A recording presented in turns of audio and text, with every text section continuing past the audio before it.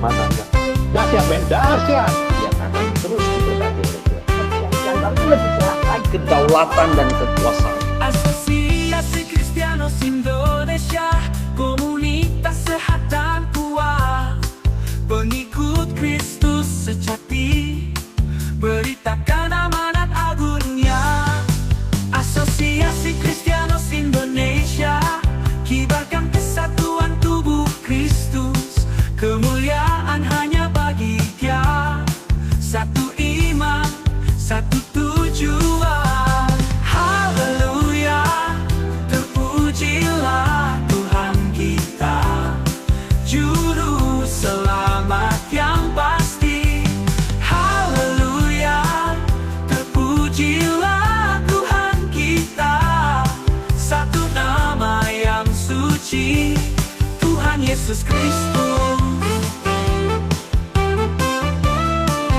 Yesus sebagai firman Allah. Asosiasi Kristianos Indonesia, komunitas sehat dan kuat, pengikut Kristus sejati, beritakan amanat agungnya. Asosiasi Kristianos Indonesia, kibarkan kesatuan tubuh Kristus, kemuliaan hanya bagi Dia, satu iman, satu tujuan. Haleluya, terpujilah Tuhan kita, juru selamat yang pasti. Haleluya, terpujilah Tuhan kita, satu nama yang suci, Tuhan Yesus Kristus. Tidak seorang pun sampai kepada Bapa di surga tanpa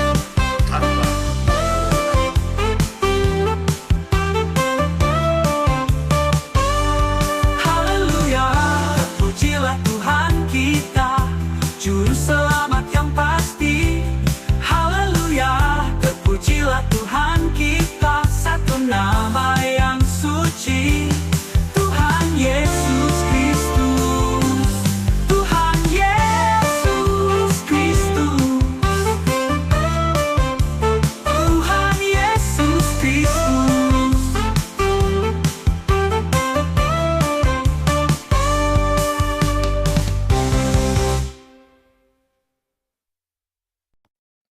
Shalom sahabat sekalian, apa kabar? Jumpa kembali dengan saya Heri dari channel IKIM, Iman Kristen Indonesia Menjawab, Soft Way is the best way, ya di atas ya. Nah, hari ini kita lanjut terus tiap pagi dari Senin sampai Senin, kita fellowship ASKRI, Asosiasi Kristianos Indonesia, satu iman, satu tujuan.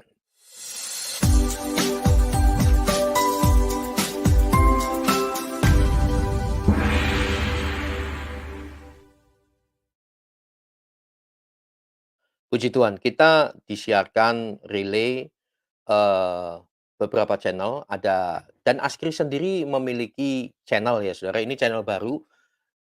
Per hari ini baru 53 subscribe. Ayo Bapak Ibu dukung asosiasi ini dengan subscribe, like, juga komen.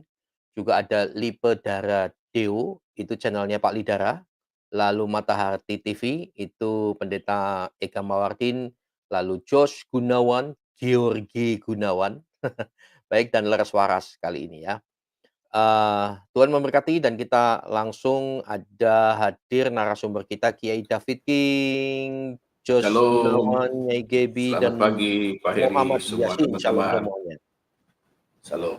Selamat pagi, Tuhan salam. luar biasa. Baik Bapak Ibu, siapkan hatimu. Hari ini kita berbicara tentang realita Allah di mata kita. Banyak sekali gunjingan serangan, tetapi Kiai David King akan mempertegas, memperkokoh iman kita.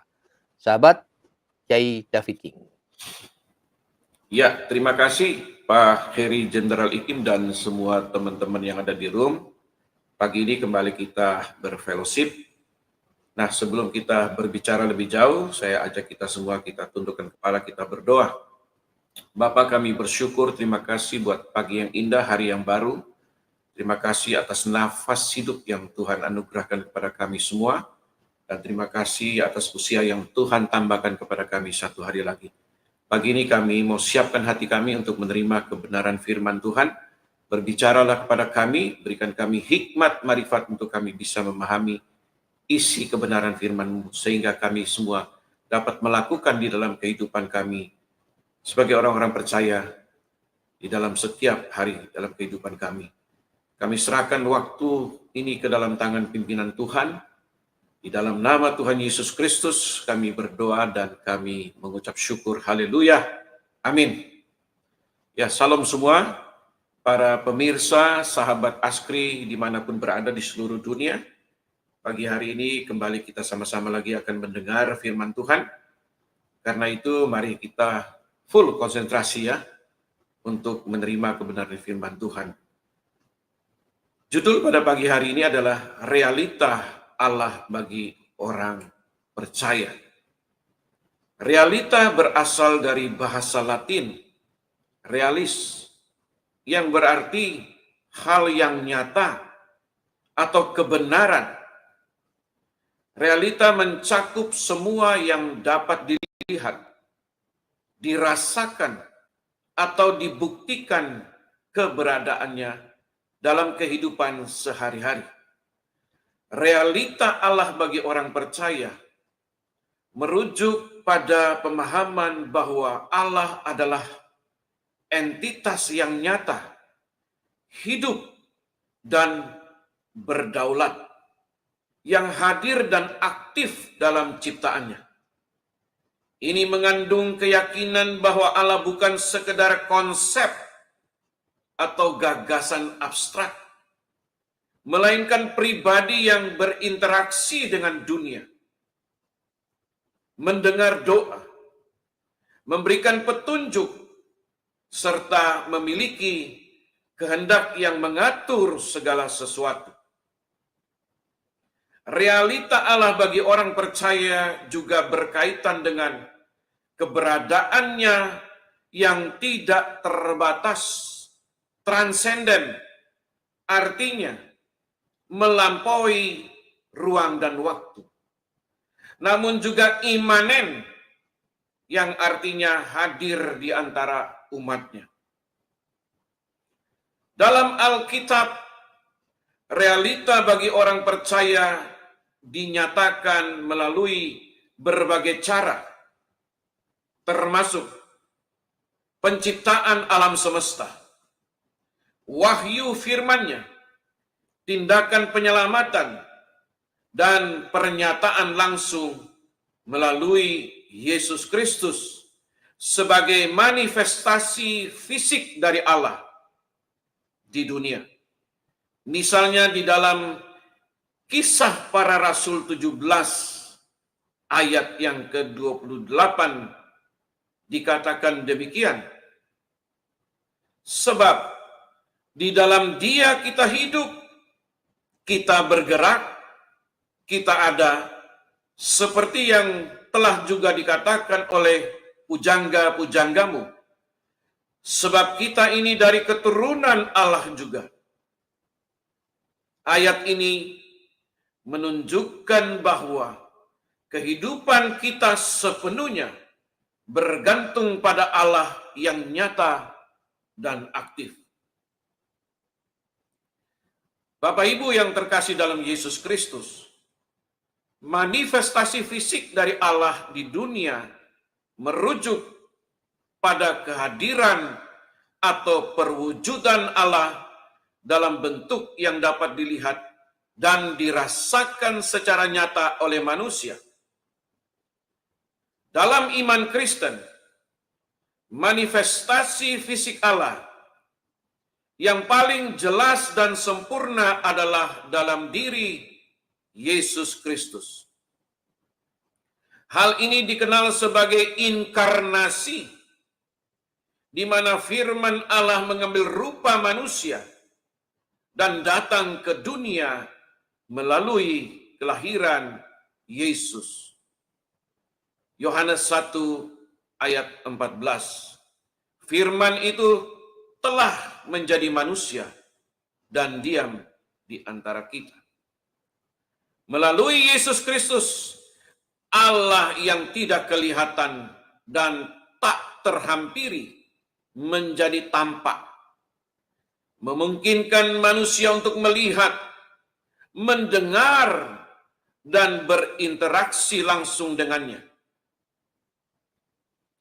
Yesus adalah representasi fisik dari kehendak, kasih, dan kuasa Allah.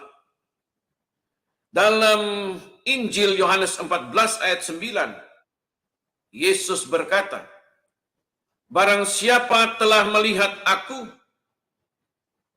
ia telah melihat Bapa." Ini menunjukkan bahwa Yesus adalah cermin sempurna dari Allah Bapa. Dan melalui Yesus, manusia dapat memahami Allah dengan lebih jelas. Tanpa Yesus Kristus, kita tidak bisa datang kepada Allah Bapa. Yohanes 14 ayat yang ke-6.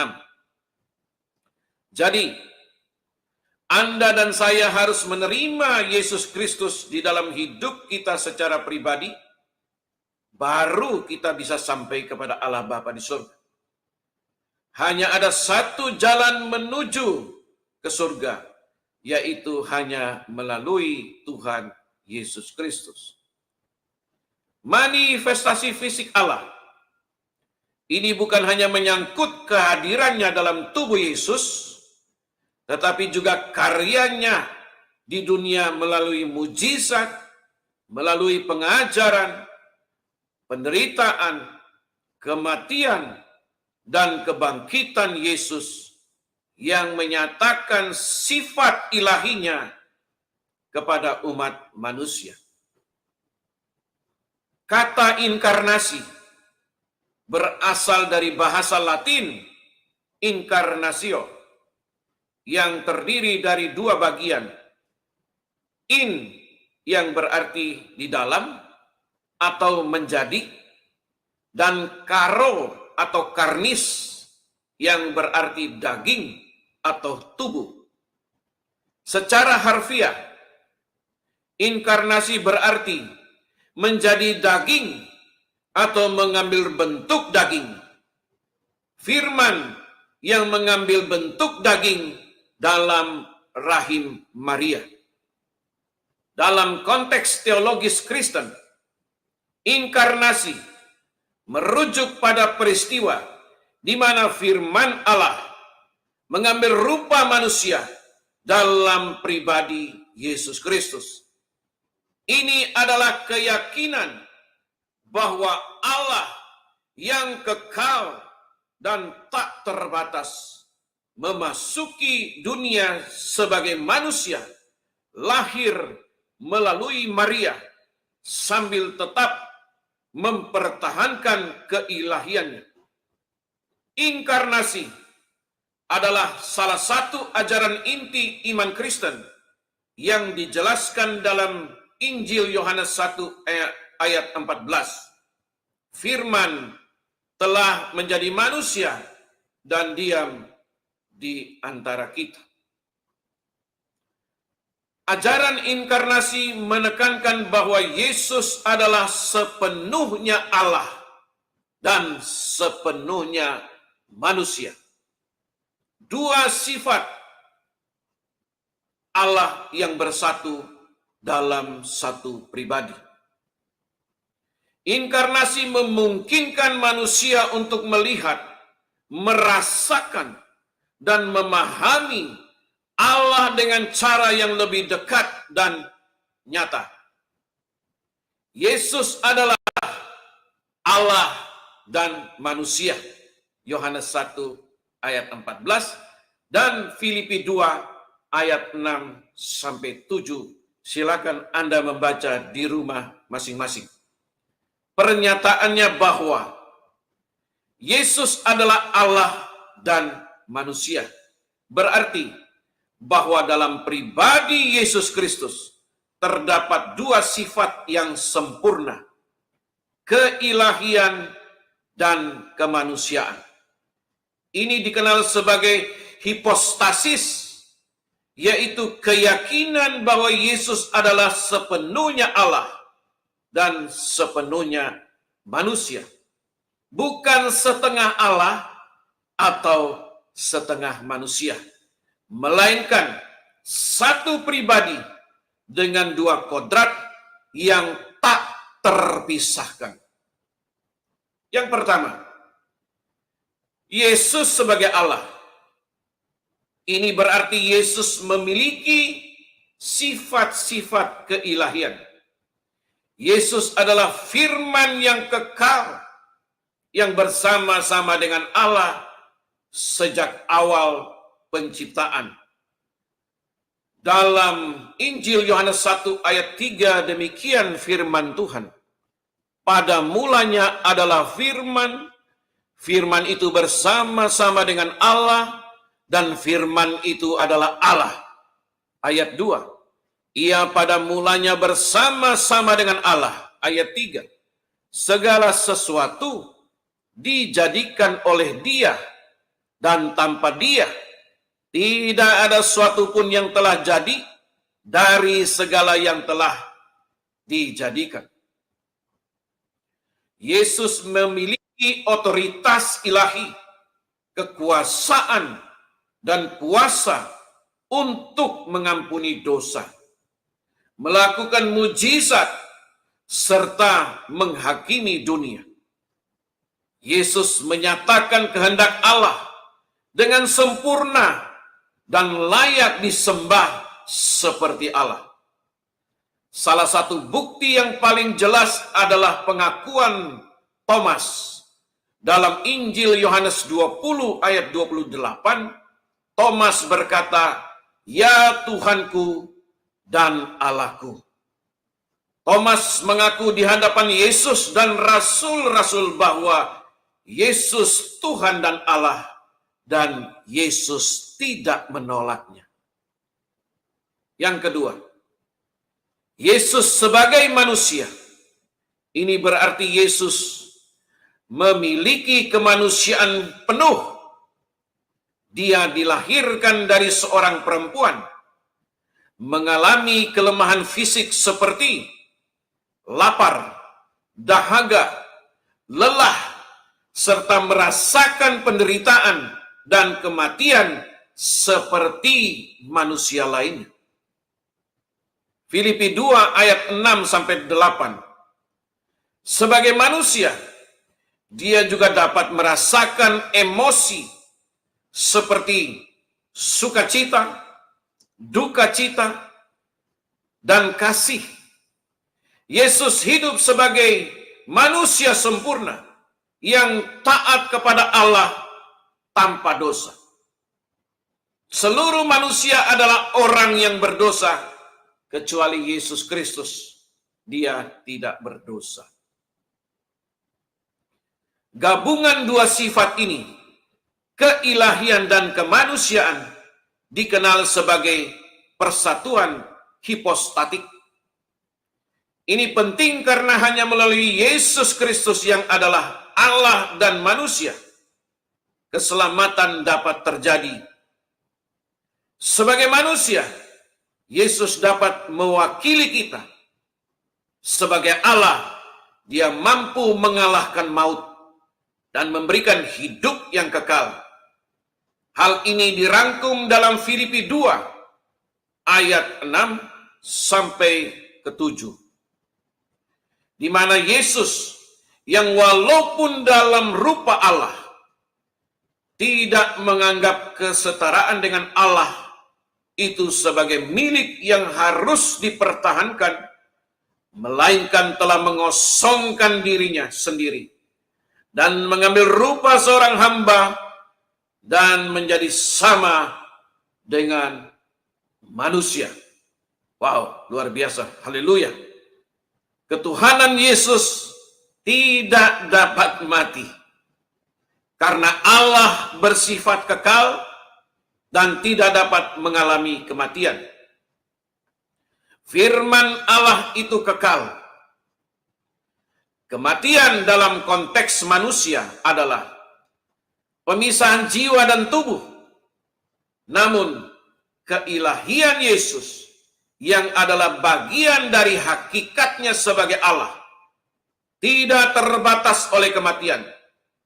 Karena Allah tidak terikat oleh fisik dan waktu seperti manusia. Yang dapat mati adalah kemanusiaan Yesus, yaitu tubuh fisiknya. Dalam peristiwa penyaliban, Yesus sebagai manusia mengalami kematian. Tubuhnya mati di kayu salib, tetapi rohnya atau keilahiannya tetap hidup. Kematian Yesus sebagai manusia merupakan pengorbanan untuk menebus manusia yang berdosa. Ada harga yang harus dibayar. Di dalam 1 Petrus 3 ayat 18, sebab juga Kristus telah mati sekali untuk segala dosa kita, Ia yang benar untuk orang-orang yang tidak benar, supaya Yesus membawa kita kepada Allah. Yesus yang telah dibunuh dalam keadaannya sebagai manusia, tetapi yang telah dibangkitkan menurut roh. Namun, sebagai Allah yang kekal, Yesus tetap hidup dan bangkit pada hari ketiga, menunjukkan kuasanya atas maut. Maut tidak bisa membelenggu Yesus, maut tidak berkuasa atas Yesus. Ini bukti nyata bahwa Yesus itu Tuhan dan Allah. Kebangkitan Yesus adalah bukti bahwa keilahiannya tidak dapat dikalahkan oleh kematian.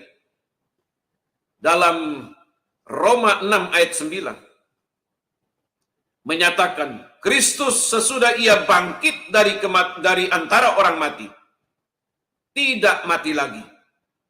Maut tidak berkuasa lagi atas dia. Ini menunjukkan bahwa kematian yang dialami Yesus terbatas pada kemanusiaannya, sementara keilahiannya tetap utuh dan berkuasa. Jadi, meskipun tubuh manusia Yesus dapat mati, keilahiannya sebagai Allah tidak pernah mati dan tidak pernah bisa mati. Haleluya, puji Tuhan. Yesus Kristus akan datang kembali sebagai hakim. Menurut ajaran Kristen, Yesus ke surga setelah kebangkitannya dan dijanjikan akan datang kembali sebagai hakim. Peristiwa kenaikan Yesus ke surga ini disebut sebagai kenaikan Yesus dan dicatat dalam beberapa bagian Alkitab kita. Seperti di dalam Kisah Para Rasul 1 ayat 9 sampai ayat 11. Mari kita baca saudara-saudara yang terkasih. Kisah Rasul 1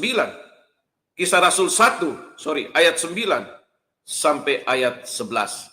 Demikian firman Tuhan.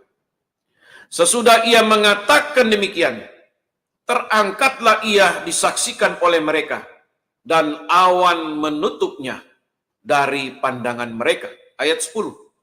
Ketika mereka sedang menatap ke langit, waktu ia naik itu, tiba-tiba berdiri dua orang yang berpakaian putih dekat mereka.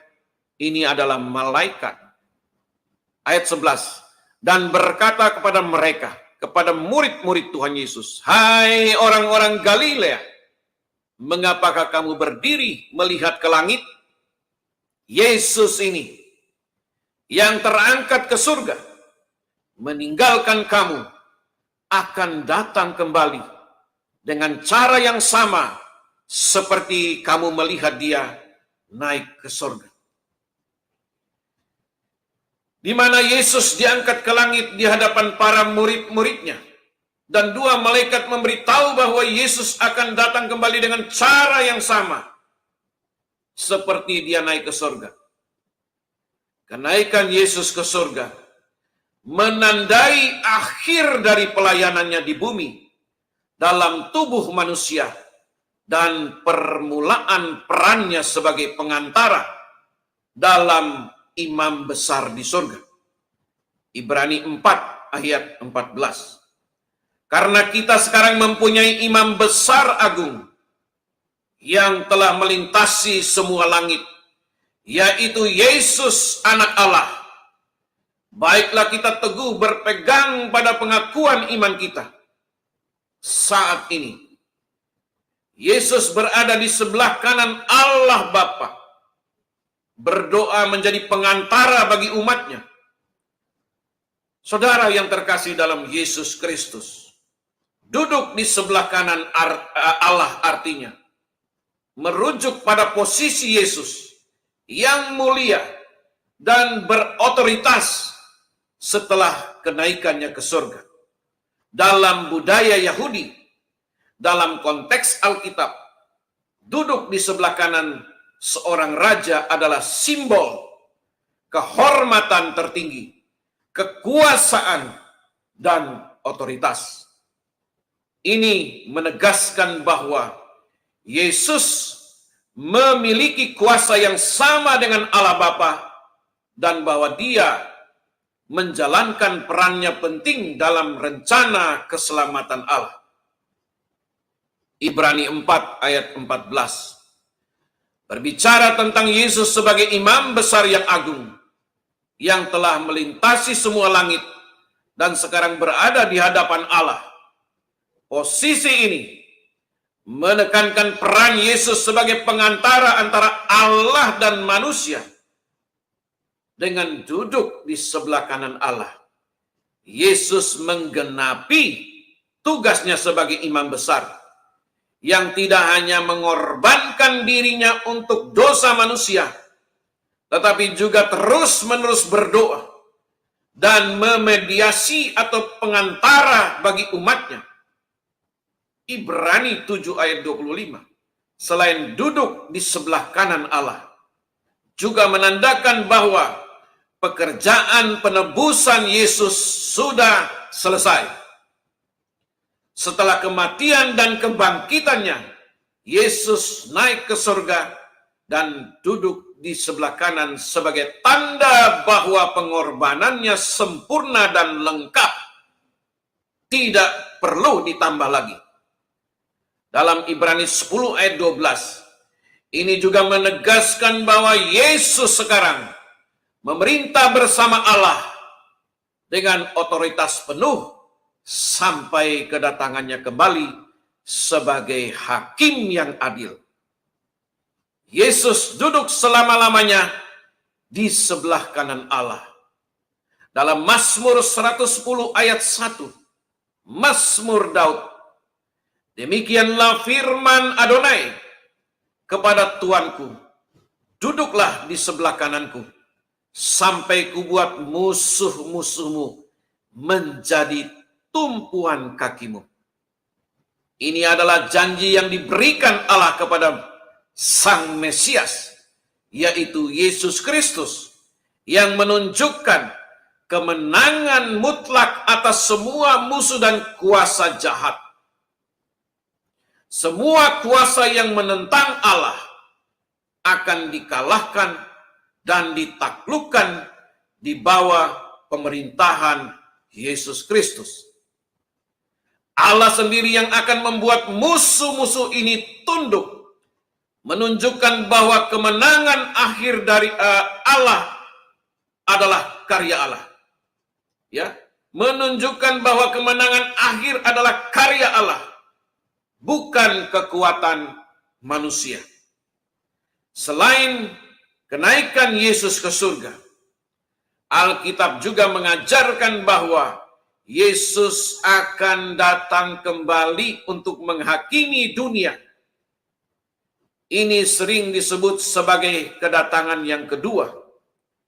Dalam Injil Matius 25 ayat 31 sampai 32. Mari kita baca, saudara-saudara yang terkasih dalam Yesus.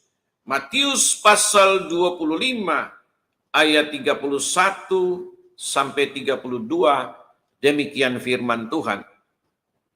Apabila Anak Manusia datang dalam kemuliaannya dan semua malaikat bersama-sama dengan Dia, maka Ia akan bersemayam di atas tahta kemuliaannya. 32. Lalu semua bangsa akan dikumpulkan di hadapannya, dan Ia akan memisahkan mereka seorang daripada seorang, sama seperti gembala memisahkan domba dari kambing. Yesus menjelaskan bahwa pada waktu kedatangannya yang kedua, Yesus akan datang dengan kemuliaannya dan duduk di atas tahtanya untuk menghakimi bangsa-bangsa. Semua orang, baik yang hidup maupun yang mati, akan berdiri di hadapan Tuhan Yesus untuk dihakimi berdasarkan perbuatan mereka.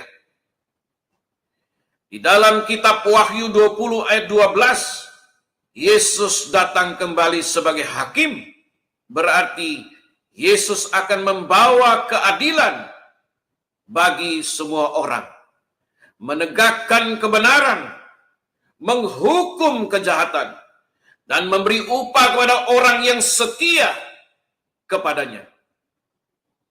Ini adalah salah satu inti dari pengharapan orang percaya umat Kristen, bahwa pada akhirnya Kristus akan mengakhiri segala penderitaan, dosa, dan ketidakadilan, serta memulihkan segala sesuatu sesuai dengan kehendak-Nya.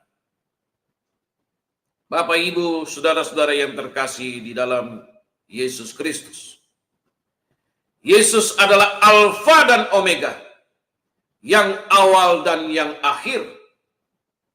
Artinya, Yesuslah yang memulai semua penciptaan, dan Yesus juga yang mengakhirinya. Wahyu 1 ayat 17. Haleluya, puji Tuhan. Jadi Bapak, Ibu, saudara-saudara yang terkasih dalam Yesus, kesimpulannya sebagai berikut. Yang pertama, realita Allah bagi orang percaya merujuk pada pemahaman bahwa Allah bukan hanya sebuah konsep atau gagasan abstrak, tetapi adalah nyata dan hadir dalam kehidupan sehari-hari bagi setiap orang yang percaya. Kedua, manifestasi fisik dari Allah di dunia merujuk pada kehadiran atau perwujudan Allah dalam bentuk yang dapat dilihat dan dirasakan secara nyata oleh manusia. Yang ketiga, dalam konteks teologi Kristen, inkarnasi merujuk pada peristiwa di mana firman Allah mengambil rupa manusia dalam pribadi Yesus. Yang keempat, ketuhanan Yesus tidak dapat mati karena Allah bersifat kekal.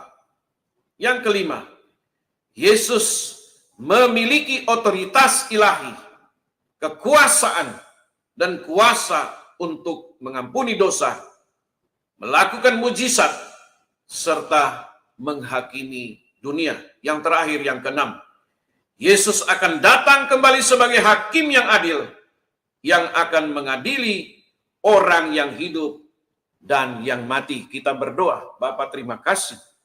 Kami sungguh bangga memiliki Yesus dalam kehidupan kami, yang telah turun 2000 tahun yang lalu, menebus manusia yang berdosa. Terima kasih, firman-Mu sudah kami beritakan. Dan biarlah kuasa Roh Kudus yang lebih jauh menyingkapi, berbicara kepada setiap pribadi lepas pribadi, baik yang percaya kepada Engkau maupun yang masih terselubung belum percaya, hatinya masih tertutup. Pagi ini kami berdoa di dalam nama Yesus, semua selubung yang menutup mata hati sehingga mereka tidak bisa melihat kebenaran, terbuka dalam nama Yesus. Kami berdoa dan mengucap syukur. Haleluya. Amin.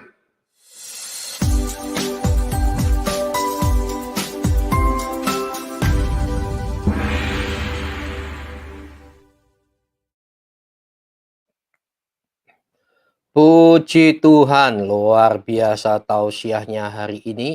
Saudara, topiknya ini hal yang realistis ya. Realita Allah bagi orang percaya. Tuhan itu ada dan pasti dan terukur di dalam kekristenan. Puji Tuhan. Pak Jos Gunawan, apa pandangan Anda dari tausiah ini? Pasti diberkati. Silakan. Iya, terima kasih ya Pak Jenderal, dan terima Siap. kasih berkatnya yang luar biasa sekali ya, dengan tegas, karena Alkitab sudah dengan tegas, dan Tuhan dengan tegas menyatakan dirinya. Dia adalah Sang Pencipta, Dia ada sekaligus Sang Penebus, dan yang akan menghakimi, saudara. Kolose 1 ayat 15, keutamaan Kristus. Ya, ini yang membuat kita bangga, saudara. Yesus adalah gambar Elohim atau gambar Allah yang tidak kelihatan, yang sulung, lebih utama dari segala yang diciptakan. 16. Karena di dalam Yesuslah telah diciptakan segala sesuatu yang ada di sorga dan yang ada di bumi, yang kelihatan dan yang tidak kelihatan, baik singgasana maupun kerajaan, baik pemerintah maupun penguasa. Segala sesuatu diciptakan oleh Yesus dan untuk Yesus. Mari, makanya anak-anak Tuhan yang setia, saudara, ya, kita tidak tertarik lagi dengan apapun atau keindahan dunia, no, ya. Kita sudah ada pengharapan pasti. Dia sudah mengundang saudara dan saya, Pak Heri, Pak David King, Pak Muhammad Yasin, Pak Yesaya, Pak Immanuel, Kiai Lores Waras, dan semua yang mau percaya kepada Tuhan Yesus. Dan celakanya, saudara, celakanya ini, ya, semua, baik orang yang menerima maupun menolak, yang percaya maupun tidak percaya, besar kecil agama apapun, bahkan Pilatus yang pernah, ya, menghakimi Yesus sebagai manusia, ya, dan juga masing-masing pemimpin agama satu persatu akan dihakimi oleh Tuhan Yesus Kristus. Keren? Oh, bukan keren lagi, saudara. Terakhir ya, terakhir nih, di dalam Matius 25 ayat 31, penghakiman terakhir. Semua akan mengalaminya. Wah, nanti spektakuler. Yesus turun dari sorga di atas awan-awan, saudara. Itu menggelegar benar. Terlambat bagi yang masih hidup tidak percaya kepada Dia. Terlambat, sehingga semua lutut bertelut, semua lidah mengaku bahwa Yesus adalah Tuhan dan Juru Selamat. Tapi terlambat, jangan terlambat, saudara, ya. Apabila anak manusia atau apabila Yesus datang dalam kemuliaannya dan semua malaikat bersama-sama dengan Yesus, wah, keren. Maka Yesus akan bersemayam di atas tahta kemuliaannya. Apakah Musa, Abraham, Nuh, Daud? Kok bukan dia? Tapi kok di sini Yesus dan semua malaikat, ya, bersama-sama dengan Yesus. Keren, keren. Haleluya. Terima kasih, Tuhan memberkati. Haleluya. Wah, luar biasa, singkat, padat. Iya, puji Tuhan. Kalau Tuhan yang berkarya, wah, siapa yang lawan kita? Baiklah, Pak Lores Waras. Iya, shalom. Realistis Selamat nggak pagi Pak ya. Allah kita ini? Pertanyaan saya untuk Bapak nih. Silakan. Iya, ini saya tertarik dengan Pak King bicara tentang duduk di sebelah kanan Allah ya. Sebenarnya Ibrani 1 mengutip di kitab Mazmur ya. Hal ini sudah ditetapkan di dalam kekekalannya. Duduklah di sebelah kananku sampai ku buat musuh-musuhmu menjadi tumpuan kakimu. Ya, ini sebenarnya bicara Tritunggal juga. Karena ini duduklah di sebelah kananku itu juga bicara tentang berbagi kekuasaan. Berbagi kekuasaan, karena kalau istilah kerennya monarkisme itu berpikir ya, kalau golongan mereka tuh berpikir bahwa monarki itu kerajaan, kalau kerajaan itu satu kursinya, satu rajanya gitu loh. Nah, tapi Alkitab sejak zaman Perjanjian Lama, sejak zaman Daud dalam Mazmurnya mengatakan bahwa duduklah di sebelah kananku. Duduklah di sebelah kananku itu udah bicara tentang berbagi kekuasaan. Lalu gimana kok dalam hal monarki itu kekuasaannya ada dua yang punya kuasa kok gitu? Ya nggak juga ya gitu. Karena sebenarnya dalam Alkitab juga dijelaskan. Contoh paling gampang itu Yusuf. Yusuf dengan Fir'aun itu cuma beda cincin. Cincin segel.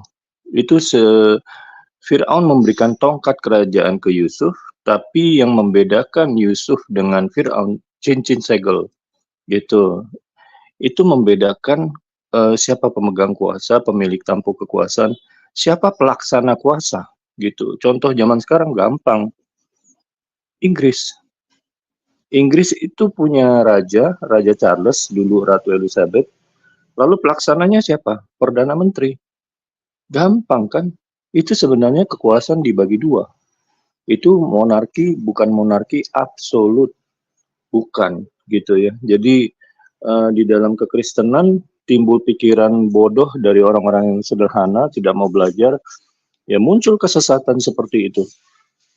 Seolah-olah, oh ya kerajaan itu satu kursinya. Lah Alkitab dari jauh-jauh hari udah bicara tentang pembagian kekuasaan. Itu diteguhkan juga oleh Rasul Yohanes. Tadi dikutip dalam Injil Yohanes pasal 1, ayat 1, 2, dan 3. Ya, ayat 3-nya lebih keren lagi gitu loh. Bahwa tanpa dia, tidak ada satupun yang ada itu bisa tercipta, bisa ada. Karena harus ada peran Yesus di situ. Jadi kerja penciptaan kita di seluruh dunia ini itu kerjaan bersama-sama. Contohnya manusia ini. Manusia ini terdiri dari roh, jiwa, dan tubuh. Hilang salah satu, ya mati itu manusia gitu loh. Hilang tubuh, ya mati manusianya. Hilang roh, mati manusianya. Hilang jiwa, mati juga manusianya. Jadi memang harus ada kesinambungan dari 3 unsur itu. Gitu. Dan 3 unsur itu tidak bisa dipecah. Namanya satu, manusia. Jadi kita itu punya Allah Bapa, Putra, dan Roh Kudus, tetap disebut satu, Allah. Satu, Allah. Ya Bapa, Putra, Roh Kudus. Sama seperti manusia, punya roh, jiwa, tubuh. Jadi manusia ada 3, enggak, satu. Ada rohnya, ada jiwanya, ada tubuhnya, begitu. Gitu ya, itu simple gitu. Jadi itu jauhkan pikiran bodoh, pelajari Alkitab baik-baik, renungkan supaya kamu pintar ya. Kewajiban orang percaya salah satunya adalah menambah pengetahuan. Jadi perdalamlah pengetahuan akan firman Allah supaya kita mengenal Tuhan kita ya. Alkitab sendiri menjawab semua kesesatan ajaran gitu ya. Jadi baca Alkitab, pelajari dengan baik-baik ya. Jangan buru-buru menyimpulkan, tapi renungkan baik-baik. Begitu. Tuhan Ya. memberkati. Amin. Luar biasa. Jangan lupa ya, Tuhannya orang Kristen itu Esa loh. Hanya nggak paham aja yang tidak cerdas. Baik, Immanuel SR. Monggo, Pak. Iya, shalom, shalom semuanya. Tuhan Yesus berkati. Shalom. Haleluya. Wah, ini mantap ini temanya, Pak. Ya, realita. Saya sedikit Allah menambah bagi aja ya untuk mhm. menguatkan kita. Jadi realita Allah bagi orang percaya, bagi Kristianos ya, bagi orang-orang yang Dulu dalam kan Bapak Kristus. bukan Kristen ya, Pak, ya? Dulu kan Bapak nggak percaya Bukan, Yesus kan pasti dianggap nggak realistis. Lah kok malah nggak Bapak percaya itu realistis. gimana? Saya lebih Lah kok percaya malah jadi baju percaya itu hitam piye? bisa menghapus dosa. Mmm. Iya, jadi saya percaya itu karena ya Tuhan memimpin saya. Jadi intinya begini, yang ingin saya sampaikan, saya diberkati dengan satu ayat dari ini tadi, terus saya menemukan atau dipimpin ke arah yang di Yohanes 5. Kamu menyelidiki kitab-kitab suci sebab kamu menyangka bahwa olehnya kamu mempunyai hidup yang kekal. Tetapi walaupun kitab-kitab suci itu memberi kesaksian tentang aku, namun kamu tidak mau datang padaku untuk memperoleh hidup itu. Yohanes 5 ayat 39 sampai 40. Nah, yang ingin saya tegaskan begini ya, dulu sama saya juga sering menyelidiki ya, sekarang pun sama toh, kalau kita melihat mereka ini, wah getol sekali loh baca Alkitab daripada kitabnya, saudara kita RT 6. Tetapi mereka bukan mencari kebenaran, tapi hanya untuk mencari pembenaran kitabnya, kan mesake gitu loh. Mesake itu apa bahasa Indonesianya? Kasihan gitu. Nah, jadi orang Kristen atau orang percaya itu bukanlah seorang yang rasionalis ya, tetapi orang Kristen itu harus menjadi orang yang rasional. Maksudnya itu begini, rasio kita itu memang tidak mungkin mencapai keseluruhan secara maksimal untuk mengerti firman Tuhan. Nah, namun meskipun demikian kita tidak mungkin ya toh untuk mencapai segalanya itu sampai sempurna tidak. Namun yang perlu digarisbawahi bahwa keimanan kita itu memang butuh rasional. Nah, apa yang membedakan rasional dan rasionalis? Rasional itu artinya seseorang yang menggunakan fungsi rasionya secara maksimal tanpa memperilah rasionya. Ya, sebagai sesuatu yang mutlak seperti itu. Nah, ini yang terjadi di saudara-saudara kita RT 6 itu harus dimutlakkan. Dan nek Tuhan datang jadi manusia mereka nggak akan mengimani. Ya kan? Tetapi kalau ada batu datang dari surga bisa menghapus dosa, justru diimani. Ini contohnya misalnya seperti itu. Nah, tentu saja keimanan kita itu berdasarkan kitab suci. Makanya bisa saya katakan Kristus ini sebagai dasar pengenalan akan Allah. Itulah realitanya. Makanya Allah orang percaya atau orang Kristen itu adalah Allah yang memperkenalkan dirinya di dalam diri Yesus Kristus. Dan Yesus Kristus ini merupakan puncak dari wahyu Allah. Itu. Makanya kalau kita tidak mencapai ketingkatan itu sulit ya. Jadi wahyu Allah yang terdapat di dalam Kristus inilah yang turun ke dunia inilah sehingga kita mengerti realita Allah bagi orang-orang percaya, bagi Kristianos. Sehingga kita bisa mengenal Bapa di surga. Makanya kalau kita lihat di pasal sebelumnya khususnya di Yohanes ini udah clear sebenarnya, ya kan? Nah, jadi melalui kitab suci inilah kita mengerti siapa Kristus. Tapi bagaimana kita mengerti kitab suci? Tentu harus ada bimbingan dari Roh Kudus di situ. Jadi melalui kitab suci kita mengenal Kristus, tapi kita mengerti kitab suci melalui Roh Kudus. Nah, mereka tidak mengenal Roh Kudus bahkan menolak bagaimana mereka mengerti isi kitab suci kita.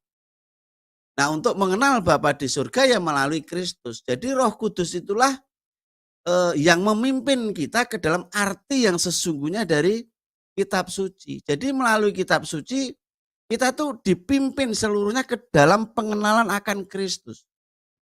Nah, ini dahsyatnya di situ. Jadi realita Allah bagi orang percaya itu begitu clear, ya kan? Makanya ayat firman Tuhan ini yang saya sampaikan ini adalah teguran bagi mereka-mereka yang suka menyelidiki kitab suci. Ya kan, kalau ini memang latar belakangnya adalah bagi orang-orang Farisi, ahli-ahli Taurat dan lain sebagainya atau ahli-ahli kitab ya kan pada saat itu. Ini pun juga berlaku sekarang ini untuk mereka yang selalu ya kan mencari-cari pembenaran untuk dirinya sendiri. Wah, sekarang mereka getol banget, bahkan hafal ayat ini dari perjanjian lama, perjanjian baru. Tetapi ya itu tadi cuman dicomot ya. Nah, oleh sebab itu penting buat kita yang sebagai penutup saya adalah kunci kita mengenal kitab suci atau Alkitab adalah Roh Kudus dan kunci kita mengenal Yesus Kristus adalah dari Alkitab ini. Ya kan? Nah, dengan demikian untuk mengenal Bapa di surga adalah yang melalui Kristus Yesus. Makanya Tuhan Yesus pernah mengatakan satu kalimat yang begitu agung. Ya kalau nanti kita lari ke Yohanes 14, gak ada seorang pun yang bisa datang pada Bapa di surga kalau nggak melalui Yesus Kristus. Mungkin itu aja. Tuhan Yesus memberkati. Shalom. Shalom. Puji Tuhan. Keselamatan hanya di dalam Tuhan Yesus Kristus. Pak Muhammad Yasin. Shalom Pak Muhammad Yasin, silahkan. Ya, shalom. Shalom, puji Tuhan. Terima kasih atas pemaparan semua, terutama Bapak King David memberikan yaitu pengajaran yang sangat luar biasa bahwa Yesus Kristus itu realita. Saya percaya bahwa Tuhan Yesus Kristus sangat sempurna. Bahkan dikatakan bahwa Tuhan Yesus itu sangat sempurna dan sempurna. Maksudnya itu sempurnanya sudah pol sudah. Nah, kalau kita perhatikan apa yang dikatakan oleh Bapak King David itu dari awal sampai terakhir itu sangat luar biasa, bahwa menunjukkan bahwa Yesus Kristus itu sangat sempurna, baik ketuhanannya, baik kemanusiaannya, itu sangat sempurna. Makanya saya percaya bahwa apapun yang terjadi dalam kehidupan saya sebagai orang yang Kristen, orang yang percaya kepada Tuhan, itu sangat luar biasa. Jadi kesempurnaan itu hanya di dalam Yesus Kristus. Sedangkan yang lain tidak sempurna. Apalagi ajaran-ajaran dari RT 6 Gang Buntu itu sangat tidak realitas sama sekali. Bahkan saudaraku yang terkasih, bahwa kalau ingin sempurna dari kitab mereka itu minta referensi kepada Alkitab. Bayangkanlah itu. Kok bisa? Gitu. Makanya saya percaya bahwa semuanya yang dikatakan hamba-hamba Tuhan tadi itu sangat luar biasa. Sangat sempurna banget dikatakan. Dikatakan dalam firman Tuhan itu dalam kitab Kejadian yang pertama itu sangat luas. Pada mulanya adalah Elohim. Wahyu pasal terakhir itu dikatakan akulah Alfa dan Omega. Amin. Sudah sempurna sudah.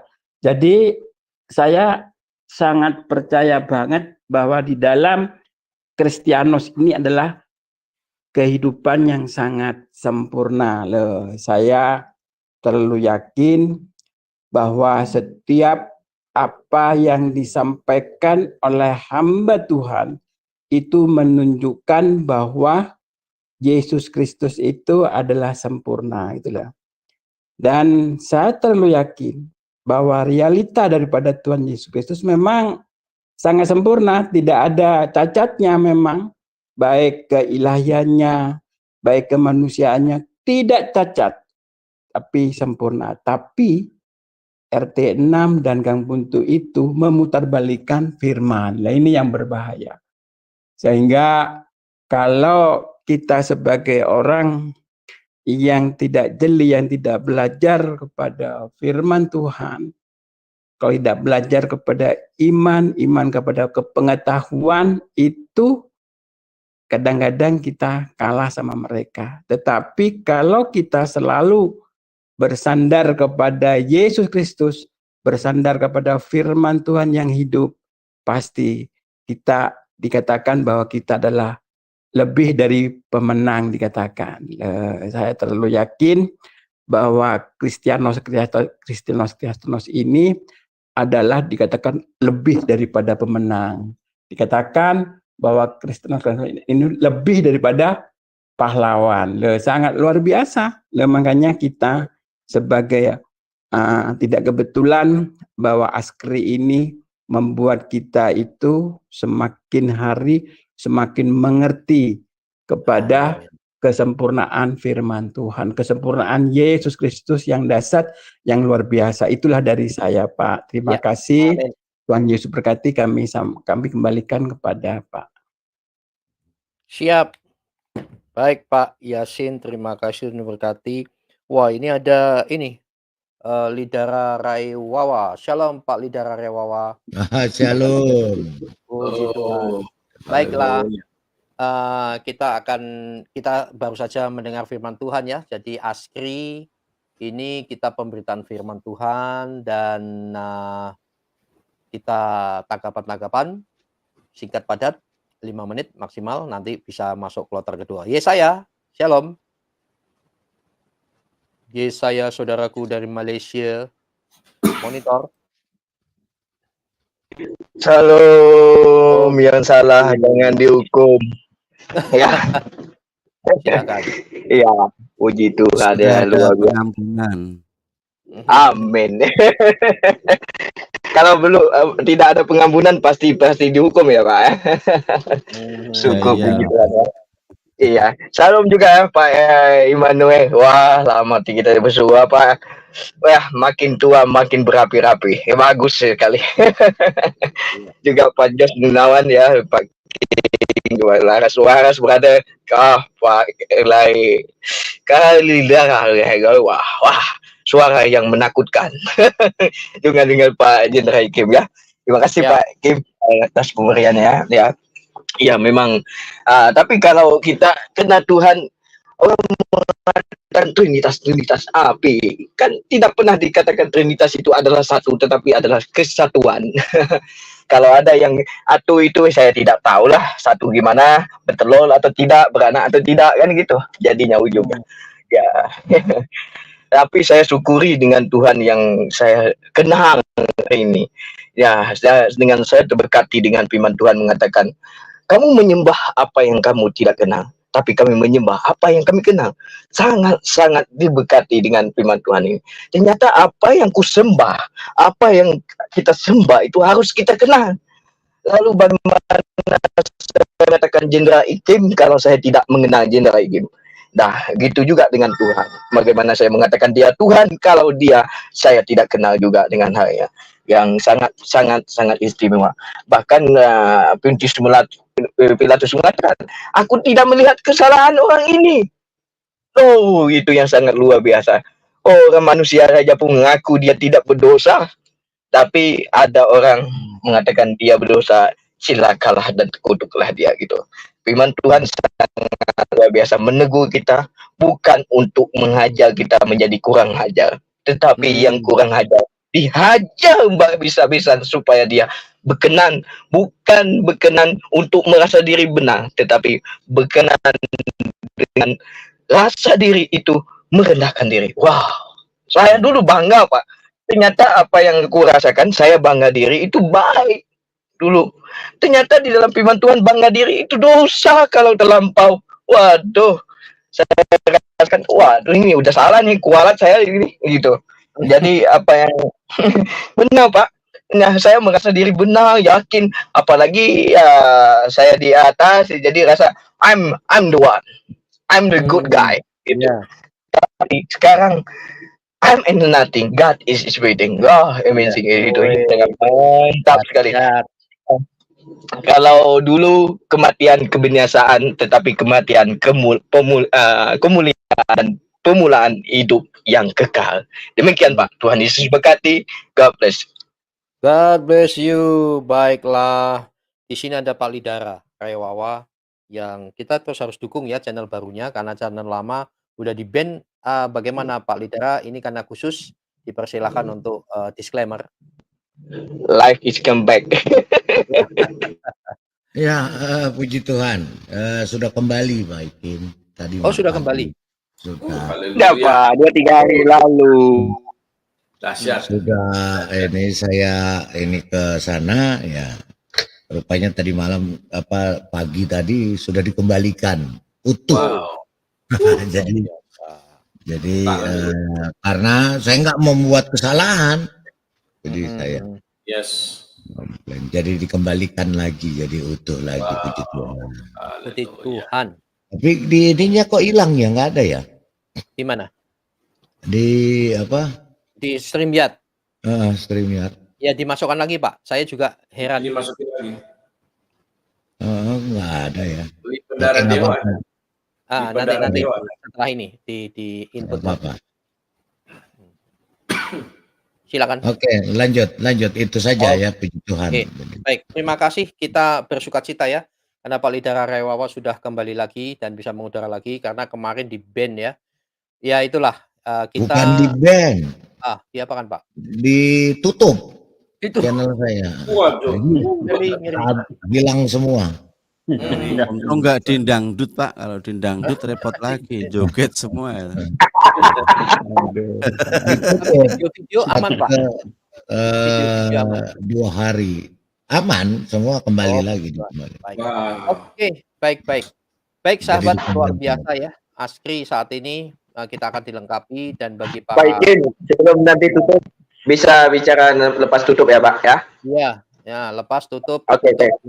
Baik, puji Tuhan. Saudara mengundang sahabat-sahabat sekalian nama Tuhan untuk sama-sama bersama Askri memberitakan firman Tuhan ya. Demikian juga channel-channel, karena ada program-program termasuk channel-channel sesama kita untuk sama-sama dikembangkan. Tuhan memberkati, dan kita closing singkat padat mulai dari Jos Gunawan, closing Anda. Atau ada pesan-pesan khusus singkat padat. Silakan Pak Jos dalam perjalanan. Ya. Oh, sudah. Silakan. Bentar. Nah, oke, terima kasih Pak Eri. Luar biasa sekali. Shalom Pak Lidara ya. Shalom. Nah, itu dia. Mesti pakai, Mantap Pak. ini. Harus pakai ini. Silakan. Ya. Yesaya 43 sebagai closing statement dari saya. Yesaya 43 ayat yang ke-10. Kamu inilah saksi-saksiku, demikianlah firman-Ku. Dan hambaku yang kupilih, supaya kamu tahu dan percaya kepadaku dan mengerti. Tuhan dengan tegas, saudara ya. Kata Tuhan bahwa aku tetap Dia. Sebelum aku tidak ada Allah dibentuk, dan sesudah aku tidak akan ada lagi, saudara. Ya, makanya tidak heran kalau orang yang mengaku-ngaku ini Allahku yang paling benar, ya. Tapi neraka surganya beda, pengajarannya beda, suri tauladanya beda. Alkitab sejak awal sudah ditulis bagaimana, ya, bagaimana moral-moral yang diajarkan di dalam Alkitab itu di atas moral manusia, di atas moral filsafat dan lain sebagainya. Mari ya kita renungkan firman Tuhan ini. Tidak ada Tuhan lagi, saudara. Mau abad seberapa, apalagi setelah Yesus, Allah itu sendiri turun ke dunia dan naik ke surga. Tidak ada Allah lain, apa Allah A, Allah B, Allah Z. No, tidak ada ya. Mari kita waspada. Tuhan memberkati. Puji Tuhan, luar biasa. Laras Waras, silakan closing Anda, pesan-pesan untuk anak Tuhan sekalian. Silakan. Iya, zaman sekarang itu zaman terakhir ya, era terakhir. Ya sebenarnya di Islam juga ditulis bahwa kiamat itu Tuhan Yesus yang datang ya, gitu. Jadi saudara-saudara, khususnya orang Kristen itu diberitahukan lebih dahulu bahwa ini adalah zaman terakhir. Sesudah zaman ini tidak akan ada lagi perpanjangan hidup untuk manusia dan seluruh makhluk di alam semesta. Semuanya itu harus memilih mau ikut Allah yang benar melalui Yesus atau dibuang, gitu ya. Itu sudah ya dan amin ya. Itu realita menurut King David ya. Jadi itu penting bagi kita juga untuk memberitahukan apa yang disebut kabar baik. Kabar baik itu pintu surga sudah terbuka, pintu pengampunan sudah terbuka, gitu. Dan kita harus berdoa agar mereka itu dilepaskan dari roh-roh jahat yang mengukung pikiran mereka, hati mereka dari ajaran-ajaran sesat dan ajakan-ajakan untuk menentang Yesus, gitu ya. Karena ini zaman terakhir, Yesus datang, semua makhluk itu selesai hidupnya, ya. Kehidupan dosa di muka bumi ini selesai, tidak diperpanjang. Mau ikut-ikut, nggak mau ikut lepas, gitu ya, selesai. Itu oleh karena itu di hari terakhir nanti akan ada penghakiman. Di Kristen ada, di Islam juga ada. Gitu ya, cuma orang Kristen ini lebih detail, lebih banyak informasinya. Oleh karena itu lagi-lagi saya sarankan baca Alkitab perlahan-lahan ya, baik-baik. Jangan cepat-cepat mengambil keputusan, harus direnungkan. Ya nanti kamu salah pikir. gitu ya, berdoa banyak-banyak gitu ya. Semoga Tuhan memberkati. Amin, amin, amin. Dahsyat, luar Haleluya. biasa. Terima kasih, Pak. Pak Muhammad Yasin, silahkan closing Anda, pesan untuk Indonesia. Muhammad Yasin. Oke, Pak Ya, oh sudah. Silakan, Pak. salam. Puji Shalom. Tuhan. Saya percaya bahwa setiap orang yang percaya kepada Tuhan Yesus Kristus itu pasti diselamatkan. Closing saya, rindu bahwa semua orang Indonesia rindu diselamatkan oleh Tuhan Yesus Kristus. Karena firman Tuhannya sangat jelas, firman Tuhannya sangat konkret, firman Tuhannya sangat mutlak, dikatakan bahwa barang siapa percaya kepada Yesus akan diselamatkan. Tetapi barang siapa tidak percaya kepada Tuhan Yesus Kristus akan dihukum. Itu sudah tidak bisa ditawar lagi. Itu sangat mutlak dan mutlak. Tidak bisa diubah yang lain. Makanya saya rindu bahwa dari Sabang sampai Merauke atau dari Merauke sampai Sabang, dari Sangir sampai Talaut, saya rindu bahwa orang Indonesia ini diselamatkan. Orang Indonesia ini masuk surga semua. Itu closing dari saya percaya bahwa Tuhan Yesus Kristus di atas segala-galanya. Dikatakan pujian biar bumi akan berlalu, biar apapun akan berlalu, tetapi firman Tuhan tetap kekal selama-lamanya. Amin. Itu closing dari saya, Puji Pak. Tuhan. Puji Tuhan. Terima kasih, Pak. Terima kasih. Pak Immanuel, silakan. Lalu Yesaya. Iya, shalom. Terima kasih. Closing saya tadi karena menyinggung yang di Mazmur 110 ya, tentang Daud menyebut tuanku. Nah, jadi tuanku Raja Daud ini kan raja. Siapa lagi tuannya kalau bukan Tuhan Yesus? Saya tutup dengan Filipi 2 ayat 9 sampai 11. Itulah sebabnya Allah sangat meninggikan dia dan mengaruniakan kepadanya nama di atas segala nama, supaya dalam nama Yesus bertekuk lutut segala yang ada di langit dan yang ada di atas bumi dan yang ada di bawah bumi, dan segala lidah mengaku Yesus Kristus adalah Tuhan bagi kemuliaan Allah Bapa. Amin. Terima kasih Pak Heri. Wah, jos, gandos luar biasa. Yesaya, silakan. Ya, aduh, batunya emang luar biasa ini. Ya, sadarilah apa yang kita sembah dulu itu, adakah dia Tuhan? Selidikilah dia itu, apakah dia benar? Kalau sudah bertentangan dengan hati nurani, maka pertanyakan. Karena banyak orang mengaku Tuhan, belum tentu ia itu Tuhan. Iblis juga bisa mengaku Tuhan. Dan satu hal yang kita harus selidiki, banyak orang mengatakan Tuhan, belum tentu itu Tuhan yang menciptakan manusia yang penuh kasih. Tetapi hari ini saya katakan, carilah dia sampai ketemu. Karena Tuhan di mana saja dia berada. Kalau Tuhan dia mengatakan dia Tuhan, tetapi bagi saya mengajar moralitas saya semakin rendah, itu bagi saya kurang hajar Tuhannya.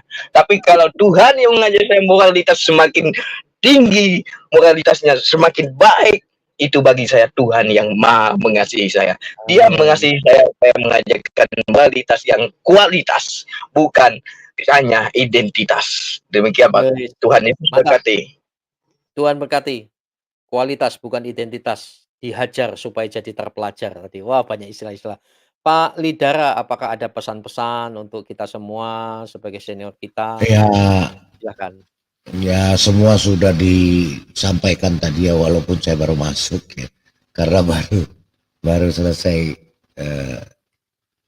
tadi dari luar. Ya, semua itu yang terpenting adalah Tuhan Yesus satu-satunya. Bacalah Alkitab, karena Alkitab Di dalam Alkitab ada jalan keselamatan, ada damai sejahtera, ada sukacita, dan ada anugerah. Itu saja yang harus tetap kita baca Alkitab, minta pimpinan Roh Kudus, berdoa setiap hari, renungi Alkitab, dan simpan di dalam hati untuk kita jalankan di dalam kehidupan hari lepas hari. Itu saja. Oke. Nah, Baik, luar biasa. Ikin. Baik, dahsyat. Baiklah, sebagai closing, satu kali doa untuk kita semua berkat Kiai David King. Ya, terima kasih Pak Heri dan semua teman-teman yang sudah memberikan masukan-masukan tanggapan yang sangat luar biasa sehingga menyempurnakan pemberitaan firman pada pagi hari ini. Sebagai closing statement saya, bahwa Yesus Kristus adalah sebagai puncak dari wahyu Allah dalam iman Kristen.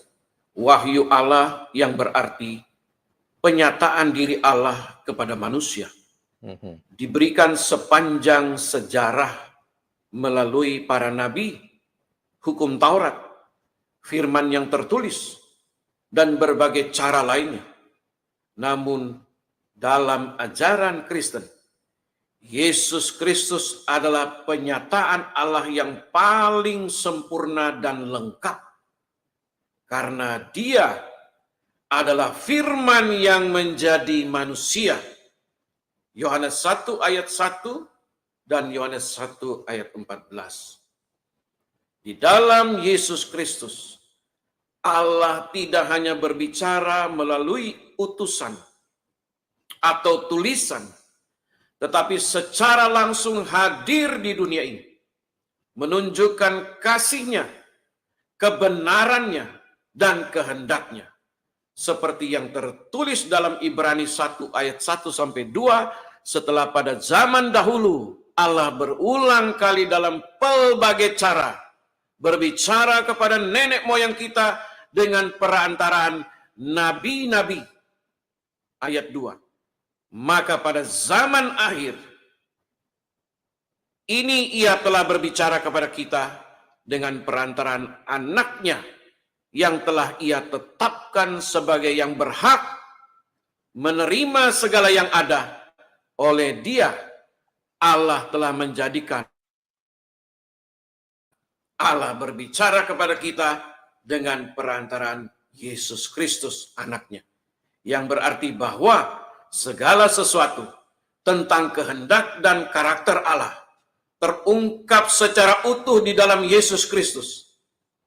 Dengan demikian, Yesus bukan hanya mengajar atau nabi, ya, Yesus bukan hanya pengajar atau nabi, melainkan adalah puncak wahyu Allah. Karena di dalam Yesus kita melihat wujud Allah sendiri dan rencana keselamatan yang kekal. Haleluya. Amin, kita berdoa. Amin. Bapa di surga, terima kasih. Kami mengucap syukur buat hari yang baru. Terima kasih atas firman-Mu yang sudah dibagikan pada hari ini. Biarlah firman-Mu menuntun kami sepanjang hidup kami hari ini untuk membawa kami kepada jalan kemenangan. Berkati hamba-hamba-Mu yang ada di room ini. Apapun pekerjaan profesinya, Tuhan memelihara dan berkati berlimpah-limpah. Mari kita angkat tangan dan wajah kita, kita terima berkat Tuhan. Terimalah berkat daripada Allah Bapa. Diberkatilah engkau di ladang, diberkatilah engkau di kota. Diberkatilah istrimu dan suamimu, cucu, mantu, keluarga besarmu diberkati. Diberkatilah bisnismu, pekerjaan, sekolahmu, kuliahmu, apapun yang engkau kerjakan, diberkati Tuhan Yesus berlimpah-limpah. Dan terimalah cinta kasih daripada Tuhan Yesus Kristus dan persekutuan dengan Roh Kudus menyertai kita sekalian mulai saat ini sampai Maranatha, sampai Tuhan Yesus datang kembali menjemput kita sekalian di atas awan-awan yang permai. Di dalam nama Bapa dan Putra dan Roh Kudus, di dalam nama Tuhan Yesus Kristus, Elohim yang Esa itu, kami berdoa dan mengucap syukur. Mari sama-sama kita katakan amin. Haleluya. Amin. Haleluya.